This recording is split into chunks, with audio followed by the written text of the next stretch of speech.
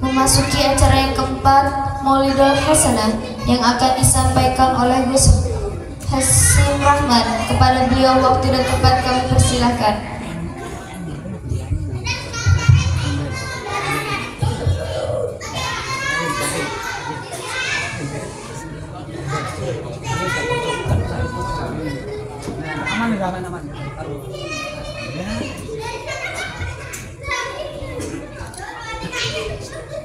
Assalamualaikum warahmatullahi wabarakatuh. Waalaikumsalam warahmatullahi wabarakatuh. Hamdan wa tahmidan lillah wassalatu wassalamu ala rasulillah amma ba'dah. Yang kami hormati segenap pengurus MBC Kota Tenggarong, kota ini biasanya lain kecamatan Kota Tenggarong. Yang kami hormati pula segenap pengurus Ansor, pengurus Banser, hadirin hadirat yang hadir pada malam hari ini yang berbahagia. Syukur alhamdulillah pada malam hari ini kita dapat berkumpul dan berjumpa dalam acara rutinan GP Ansor Banser dalam keadaan sehat walafiat, dan semoga yang hadir pada malam hari ini, khususnya yang bisa hadir dan yang tidak bisa hadir, semuanya mendapatkan rahmatnya Allah Ta'ala. Amin Allahumma amin.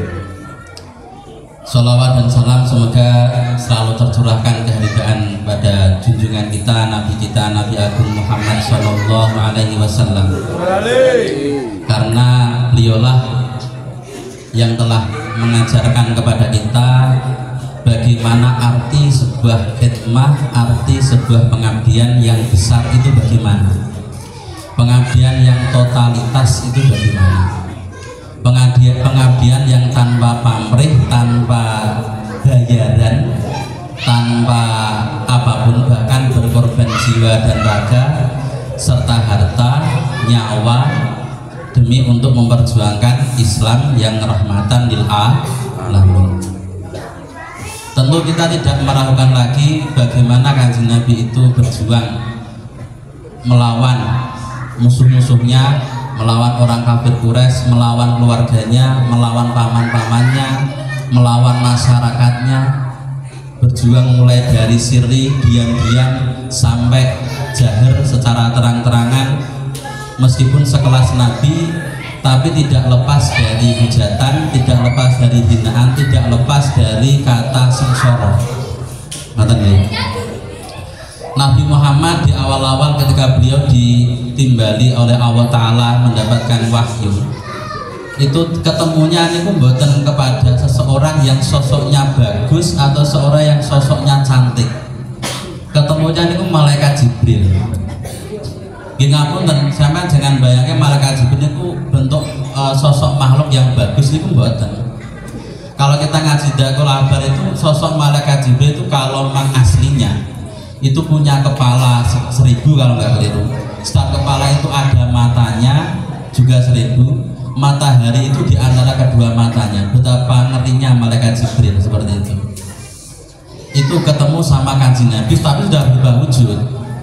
Cuma juga ganteng-ganteng teman, Mas kalau nggak berjuang mulai dari melawan secara perkara secara gaib atau perkara yang secara dohir, sampai perjuangan beliau itu ya bola-bali diteror oleh masyarakatnya sendiri yang mengancam nyawa beliau, mengancam nyawa para sahabat-sahabat beliau, dan beliau ketika berjuang juga ingapun dan meskipun gak dianggap karena masyarakatnya, tapi beliau tetap terus menyuarakan Islam itu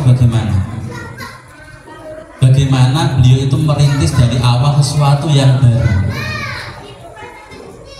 Tentu banyak yang gak terima karena pada saat itu kan orang Arab rata-rata penyembah berhala itu dibuat untuk kepentingan bukan keagamaan, tapi suatu keagamaan yang dibuat untuk kepentingan demi mengambil keuntungan. Jadi mohon maaf, agama dibuat untuk mengambil keuntungan itu sudah dari dulu ya. Jadi ya, tapi itu yang dicontohkan oleh kafir Quraisy. Ya seperti itu. Kalau sekedar nggak dianggap no enak, orang sekarang paling dakwah nggak didengarkan, menasihati orang lain nggak didengarkan. Atau kira-kira paling sulit lah orang berdakwah atau menyuarakan Nahdlatul Ulama atau menyuarakan Islam itu paling-paling ya ditinggal masyarakatnya pergi, itu aja. Ketika menasihati sopo tuh ini, ya biasanya seperti itu, nggak dianggap lah, dicuekin. Cara istilah cah nomi dikacangin gitu. Tapi beliau ketika berjuang itu tidak hanya sekedar tidak dianggap, akan tapi juga diancam. Tapi karena jiwa pengabdian beliau yang besar, meskipun beliau itu ya dianiaya, ditindas, ditindih, diteror siang dan malam sampai beliau itu pergi dari Mekah ke Madinah, itu kan ya karena diteror nyawanya mau dihilangkan atau mau dibunuh. Kira-kira zaman sekarang ada yang berjuang sampai seperti itu enggak? Kira-kira di Indonesia, di Tenggarong mungkin ada badan yang kira-kira berjuang Islam, berjuang menyuarakan Nahdlatul Ulama itu bagaimana, menyuarakan Islam itu bagaimana, kira-kira ada yang senasib dengan Kanjeng Nabi badan? Badan enten. Jadi kalau bisa dikata perjuangan atau pengabdian yang dilakukan oleh Kanjeng Nabi yang benar-benar totalitas. Padahal beliau itu sekelas Sayyidul Mursalin, rajanya para utusan, rajanya para nabi, kekasihnya Allah, itu pun tidak luput dari hidup sengsara dalam pengabdian. Apalagi kita sebagai umatnya yang tercinta, sebagai umatnya yang dipilih kasih daripada nabi-nabi yang lain. Ketika punya kesalahan sudah pokok istighfar nanti diampuni, itu kan paling enak daripada umat-umatnya Nabi dahulu punya salah ya harus ditebus sekarang. Umatnya Nabi Musa, ketika ditinggal Nabi Musa belajar sama Nabi Khidir, umatnya orang Yahudi itu menyembah kerbaunya Musa As-Samiri, itu sama Allah tebusan hukumannya apa? Ya mati. Kalau sekarang kan enggak, ada orang dari Islam pindah ke non Muslim, murtad lah bahasanya, itu pun sama Allah Ta'ala kalau mau masuk surga ya masuk Islam lagi, udah itu diampuni, kan enak seperti itu. Dan itu sudah apa ya, pengabdian yang sudah dicontohkan Kanjeng Nabi Muhammad SAW. Mari kita tiru, kita teladani, kita semarahkan, kita perankan, tidak hanya kepada diri kita tapi juga kita contohkan kepada generasi penerus kita. Karena apa? Sesuatu itu bisa dianggap sukses ketika memang bisa membuat regenerasi kepada orang selanjutnya. Seperti organisasi lah. Organisasi itu bukan siapa yang paling tampil di depan, itu bukan. Yang paling kerja A atau yang paling mengabdi itu si B, tapi bagaimana dia itu bisa mengolah organisasi itu supaya yang organisasi jalan, kemudian ketika dia pensiun nanti dia bisa buat regenerasi yang lebih baik lagi. Seperti itu namanya organisasi yang sukses atau perjuangan yang sukses. Dan alhamdulillah apa yang telah diperankan oleh Nabi Muhammad SAW tentang pengabdian itu juga dicontoh oleh ulama-ulama kita seperti yang ada di belakang, Mbah Hasyim Asy'ari, Mbah Wahab Asbuah, Mbah Bisri Samsuri, kemudian para a'do atau anggota-anggota Nahdlatul Ulama yang lain dari dulu sampai sekarang, yang perjuangannya itu gigih tanpa pamrih, tanpa nopo bahasanya ini, yes, modalnya memang tekad, namanya abdi ya. Ngabdi niku kan cara nopo, abdi niku istilah bahasa Indonesia tapi bisa diartikan itu serapan dari bahasa Arab yang kata lain itu abdun. Abdun itu maknanya kan hamba.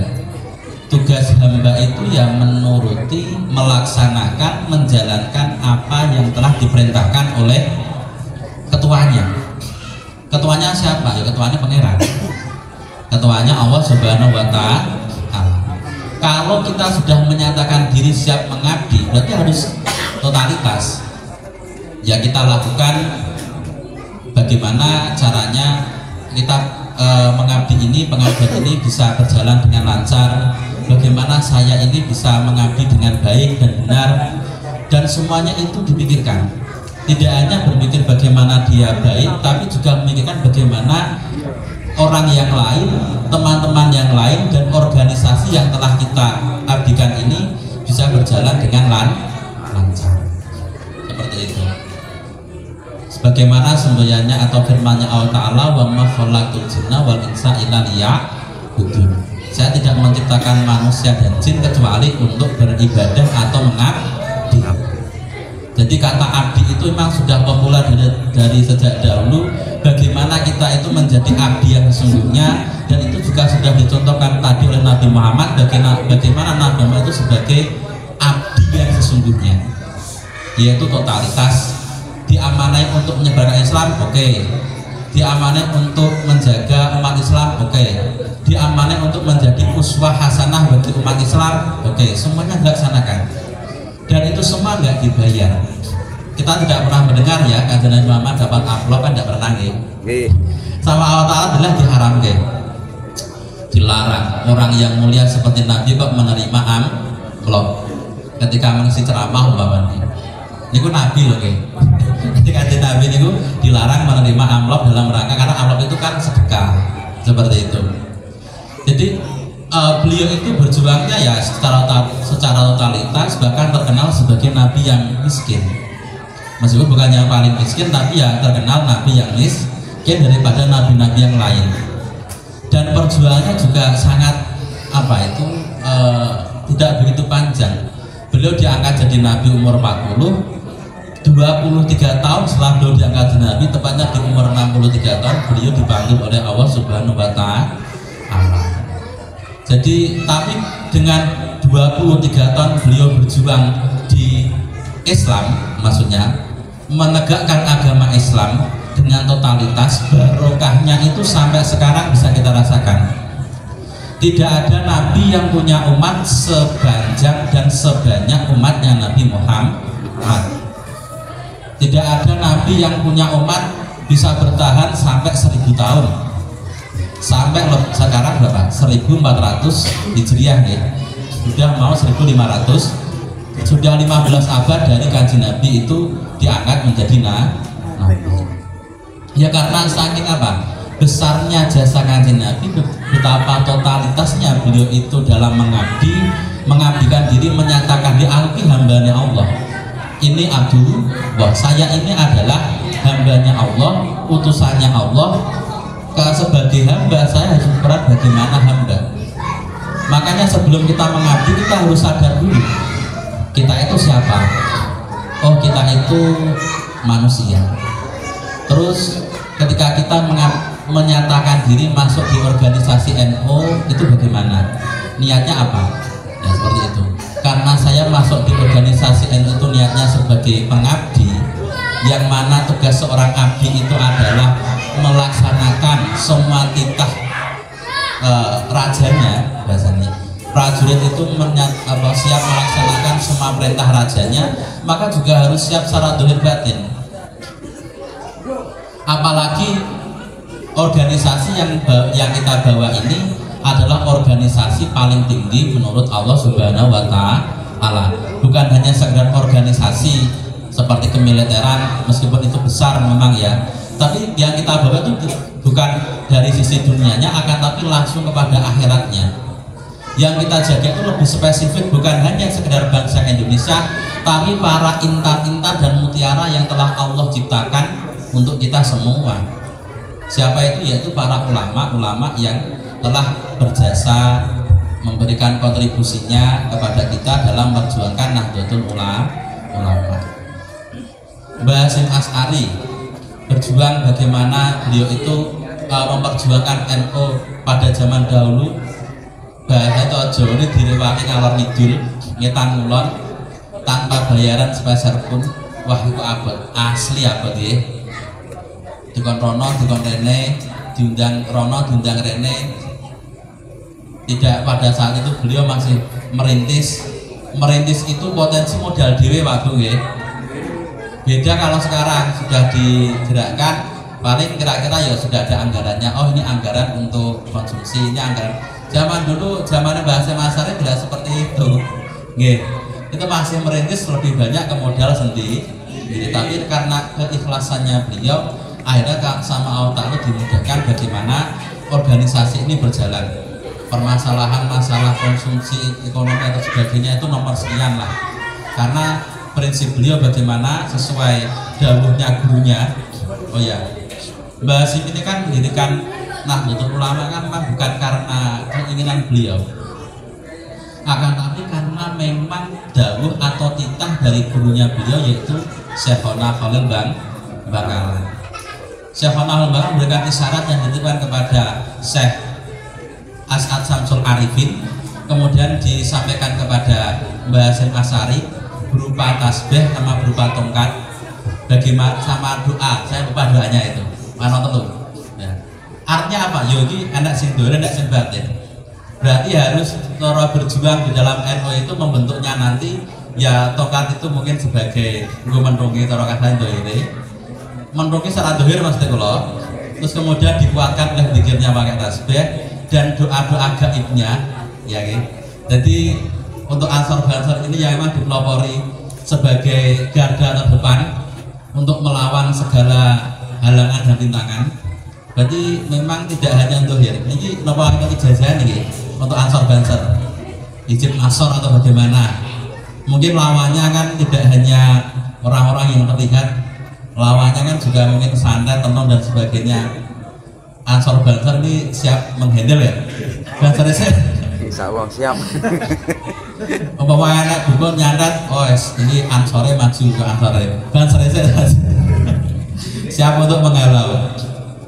Makanya ada istilah apa itu yang kita digaungkan itu ada sholawat badar, ada sholawat asgil. Bagaimana sholawat badar? Coba kalau nyuwun. Salatullah salamullah ala toha rasulillah.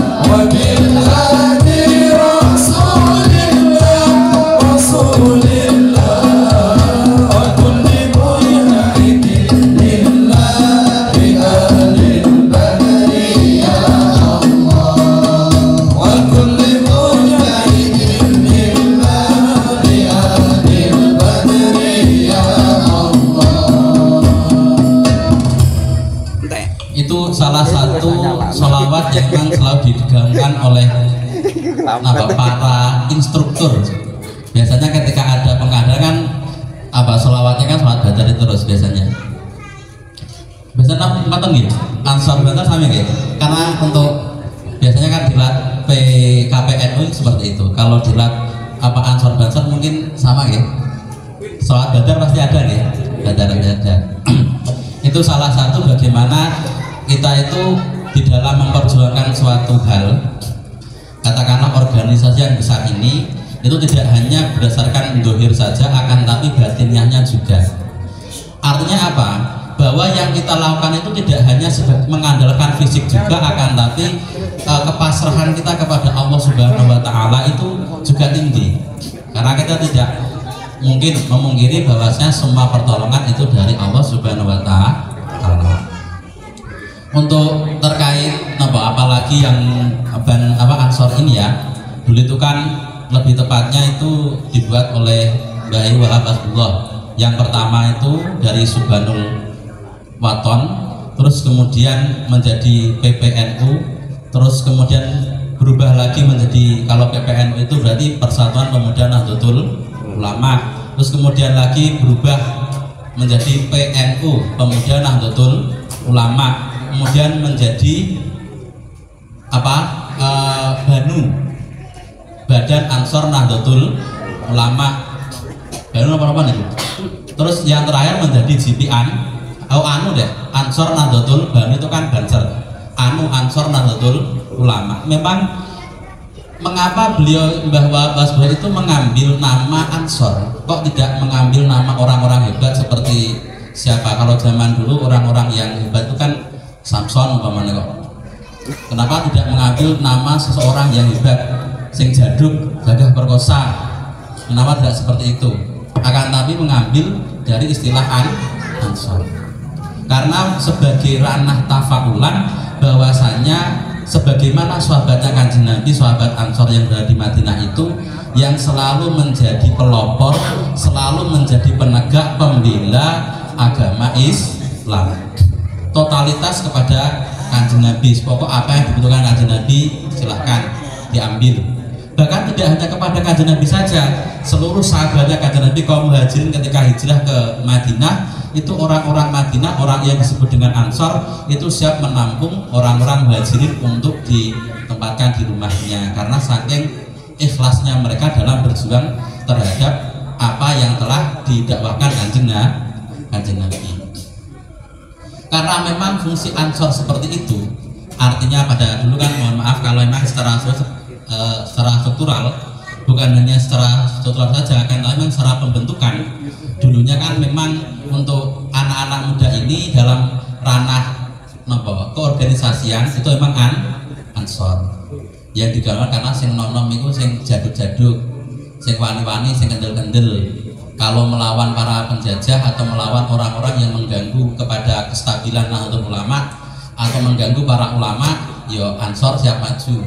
Kemudian setelah Ansor dibentuk, baru Ansor itu yang setahu saya infonya itu yang saya baca dulu itu di Malang kalau nggak salah.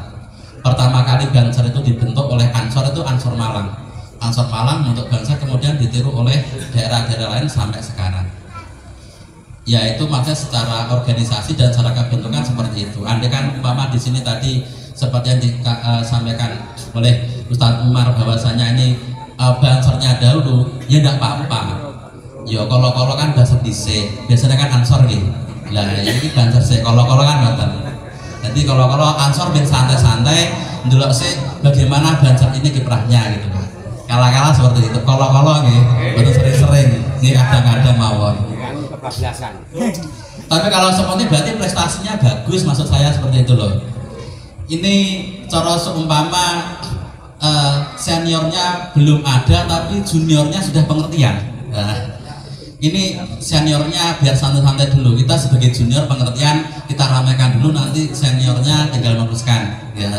Mungkin itu kan suatu hal yang bagus itu berarti, tapi tidak boleh ada rasa kan, karena pengabdian itu jangan sampai tercemari oleh rasa paling aku. Nah itu yang menjadi penyakit. Ini aku yang paling berjuang, aku yang paling dulu membuat, aku yang paling menyuarakan, aku yang paling mengedepankan.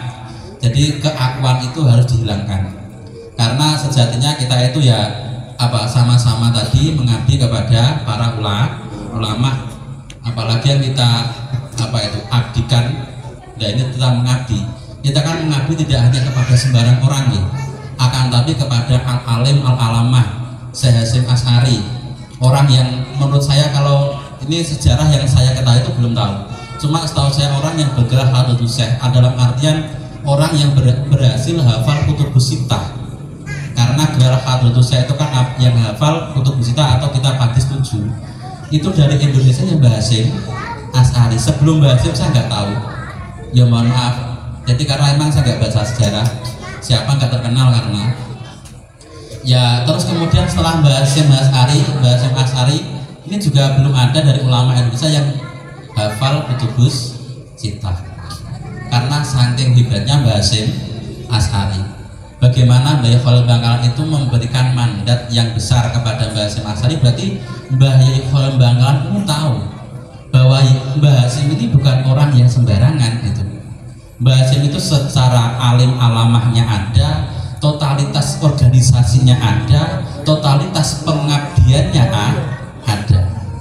Karena keikhlasan beliau, kealiman beliau, jadi menjadi orang mulia ini ada apa ya, dari sini kita juga bisa mengambil ibrah atau apa bahasanya ini, teladan atau pelajaran. Mulianya seseorang itu ada dua kalau menurut saya nih. Satu ilmu, dua pengabdian. Orang yang punya ilmu setinggi apapun, kalau tidak ada abdiannya, kalau tidak ada pengabdiannya, kontribusinya terhadap manusia yang lain, ya sama saja itu orang punya sepeda motor nggak bisa dipakai, ya nganggur, nggak ada gunanya lah kasarnya seperti itu. Itu kalau emang ingin kalau mendapatkan derajat yang sempurna loh nih. Tapi kan ya namanya manusia, kadang ya ada pintar saja tapi kontribusinya nggak ada. Ada yang memang kita itu derajat sebagai pengabdi. Tapi kalau derajat ilmu dari para masyayikh bukan derajat ilmu, derajat secara makom yang baik, itu ilmu itu sebawahnya abdi. Jadi orang yang berkhidmah itu nanti akan diberikan ilmu oleh Allah Ta'ala. Bagaimana dia mengamalkan ilmunya sedikit, karena tidak ada orang khidmah kok tanpa ilmu, tidak ada. Pasti jenengan masuk ansor atau masuk banser pasti karena punya ilmu. Minimal ilmu apa? Ilmu barokah lah. Punya ilmu, oh saya mengabdi ini mendapatkan pahala, saya mengabdi untuk kepentingan agama demi memperjuangkan, itu kan juga ilmu. Nggak ada yang aku malah banser biar apa? Ya biar dapat seragam gitu aja, kan nggak ada. Betul nonton ya? Betul nonton. Pasti karena apa? Ada rasa pengabdiannya di sana, dan pengabdiannya itu pasti juga tahu arahnya kemana. Dan yang kita abdikan juga bukan kepada orang yang kaleng-kaleng, kepada orang hebat seperti Mbah Hasyim Asy'ari, Mbah Wahbah, Mbah Bin Samsuri, Mbah As'ad Satu Arifin, yang semua itu alim alamah dan diteruskan sampai sekarang seperti itu. Makanya dalam hal ini di dalam apa ya, saya itu teringat makalahnya Syekh Junaid Al-Baghdadi. Syekh Junaid Al-Baghdadi kalau nggak itu, karena Syekh Junaid kata-katanya seperti itu. Ada 4 hal yang ketika hal itu dijalankan oleh orang ahli ilmu atau tidak orang yang ahli ilmu, berarti ya entah orang itu pandai atau tidak, paham agama atau tidak, ketika salah satu 4 hal ini dijalankan, maka dia akan mendapatkan maqamah mahmudah, derajat yang terpuji. Apa itu? Yaitu satu adalah adab, al-adadu wal khilmu wal khudu'u wal khidmah. Jadi kalau orang itu apa, meskipun orang tidak begitu punya ilmu, tapi ketika dia itu kok punya rasa apa, tanggung jawab kepada orang lain, berakhlak baik, sopan santun, dan punya apa, jiwa perjuangan, maka orang tersebut akan mendapatkan maqaman mahmudah, mendapatkan derajat yang terpuji. Jadi ya apalagi saya juga masih teringat dawuh di dalam mukadimahnya Mbak Idris itu dalam salah satu buku karya beliau Al-Adab Fauqal Ilmi, bahwasanya adab itu bisa seatasnya daripada ilmu. min jumlatil adab, sebagian dari jumlahnya adab yaitu adalah menjalankan tugas sesuai dengan tugasnya masing-masing. Nah, kita sebagai seorang hamba, karena kita mengetahui sebagai abdi yang mengikuti daripada aturan, mengikuti daripada perintah dari atasan. Jadi jangan ragu-ragu, karena kita di sini sama-sama berjuang. Tidak ada yang lebih baik, maksudnya saya yang lebih baik daripada kamu. Umpama ada orang PC bilang, "Oh, aku PC, saya lebih baik daripada Ansor, saya lebih baik daripada Banser, atau saya lebih baik daripada Muslimat," itu keliru. Karena sejatinya kita itu sama-sama mengabdi, cuma lewat abwabin mutafarriqah. Jadi lewat jalan-jalan yang berbeda. Ya, seperti dawuhnya Allah Ta'ala, la tadkhulu fi babin wahidin wa tadkhulu fi abwabin mutafarriqah. Ketika kamu ingin mendapatkan suatu tujuan, maka bergeraklah bersama-sama, tapi jangan lewat satu pintu saja. Ya, lewat abwab mutafarriqah. Ya, pintu A, pintu B, pintu C, pintu D, dan seterusnya. Yang memang dan sesuai basicnya. Andai kan saya itu umpama kok gede dhuwur gagah sangar lho. Saya paling juga ikut-ikutan dan Mario napa di Banser. Ya, siap gelut di Arab dan nggih. Sebagai garda terdepan. Tapi karena memang tubuh saya itu ya kecil seperti ini, jadi ya nggih disakeni lah gitu. Jadi jangan ditaruh di depan. Kalau paling di depan nanti khawatir kalau gelut nanti kalah nanti. Seperti itu. Jadi seperti itu. Bagaimana? Karena menurut saya pengabdian itu tidak berbatas jabatan. Setinggi apapun jabatannya, orang kerja padha wae. Ngoten nggih? Meskipun jabatannya PW atau jabatannya PB, tapi nggak ada kontribusi, tidak ada efeknya, tidak ada pengaruhnya, ya sama saja nggak kerja. Hanya label bahwa saya itu pangkatnya BW, pangkatnya PC, pangkatnya PB, seperti itu. Tapi yang kita sebagai garda terdepan, meskipun gampang anak ya kok narap dhewe paling cilik dhewe dia kalah-kalahan nggih. Katakan ngoten to nggih. Ana acara kok ngalor kok ngidul. Bayar dhewe bisa bensin nggih.